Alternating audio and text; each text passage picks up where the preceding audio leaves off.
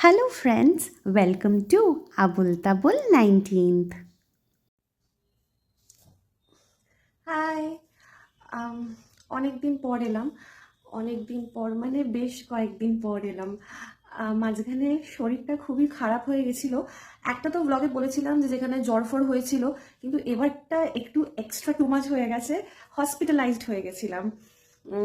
জ্বর হওয়ার দুদিন পরেই আমার ঠিক ভমিটিং মানে বমি টমি কিছু করিনি, বাট দেন একটা হালকা ভমিটিং ভাব ছিল অ্যান্ড আমার লুজ মোশন স্টার্ট হয়ে গেছিলো। আমি মানে 47 টাইমস আমি আমার বলতেও হাসি পাচ্ছে, বাট দেন দ্যাটস ট্রু। তো খুব বাড়াবাড়ি হয়ে যেতে আমাকে প্রথমে একটা লোকাল নার্সিংহোমে ভর্তি করা হয়। আর তারপর ওখান থেকে আমার হেলথের কিছু মানে ইমপ্রুভ হচ্ছিল না দেখে তারপর বেলভিউতে আমাকে ট্রান্সফার করা হয়, আর সেখানে আমি 3 দিন ছিলাম। তারপর সুস্থ হয়ে অ্যাট লাস্ট আমি বাড়ি ফিরেছি।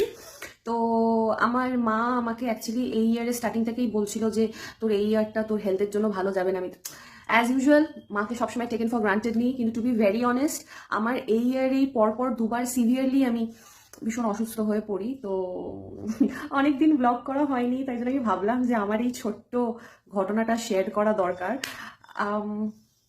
সো এই ছিল, একটু ভয়ও পেয়ে গেছিলাম, মিথ্যে কথা কিন্তু বলবো না, ভয় পেয়ে শুধু ছেলের মুখটাই মনে পড়ছিল। সত্যি কথা বলতে গেলে ছেলেটার মুখ সত্যিই মনে পড়ে যাচ্ছিল। আর যাদের ঋণ কোনোদিনও ভুলবো না, জয়ন্তদা, জগাদা, জয়, সুপর্ণাদি, দীপাই জেঠু, কোনোদিনও ভুলবো না। সত্যি তো পরই আপন হয়ে যায়। তো যাক, অনেক দুঃখ টুকু করার পর আমি যখন বেলভিউতে একটু ঠিক হয়ে গেছিলাম, যখন কিছু আমার করার ছিল না, তারপরে আমি অর্ডার করেছিলাম একটা লিপস্টিকের একটা সেট। আমি লিপস্টিকের জন্য পুরো পাগল, জানো তো। মানে আমি বলে বোঝাতে পারবো না আমার কাছে কত লিপস্টিক আছে, মানে কালার্স। মানে এটা একটা আমি একটা নিউড শেড একটা অর্ডার করেছিলাম ফ্লিপকার্ট থেকে, একটা বেকড বিউটি কোম্পানি বলে। This is the first time যেখানে আমি একটা লোকাল কোম্পানি আমি কোনোদিনও ইউজ করিনি। বা দেখো, তোমাদের সাথে আমি শেয়ার করতে চাই যে সব সময় কিন্তু দামি জিনিসই ভালো হয় না। অনেক সময় কিন্তু কম দামের জিনিসও বস টেকসই হয় বস। সরি, টিকসই না, টেকসই হয়, কারেক্ট। তো দেখো, তোমার কালার্সগুলো আমি একটুখানি হাতে লাগিয়ে তোমাদের দেখালাম। এই হচ্ছে কালার্সগুলো ছিল। মোটামুটি আমার কাছ থেকে এটা নিয়েছে ইটস অ্যারাউন্ড 730।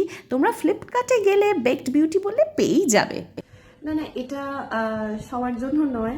আমি আবার গান গেয়ে সবাইকে দুঃখ দিতে চাই না, এটা আমার শুধু ফ্রেন্ডসদের জন্য, ঠিক আছে? यारो दोस्ती बड़ी ही हसीन है, ये ना हो तो क्या फिर बोलो जिंदगी है।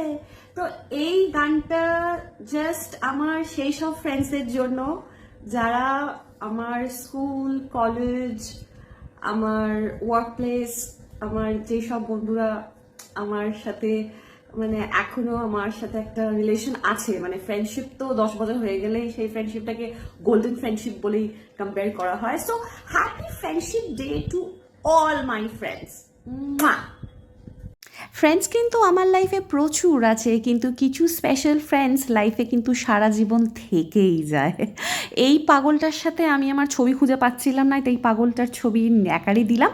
তো তোমাদের ফ্রেন্ডশিপ ডে কেমন কাটলো একটু কমেন্টে জানিও। আর আমার ব্লগটা যদি ভালো লাগে একটা লাইক, শেয়ার, সাবস্ক্রাইব করতে কিন্তু কেউ ভুলো না। টাটা।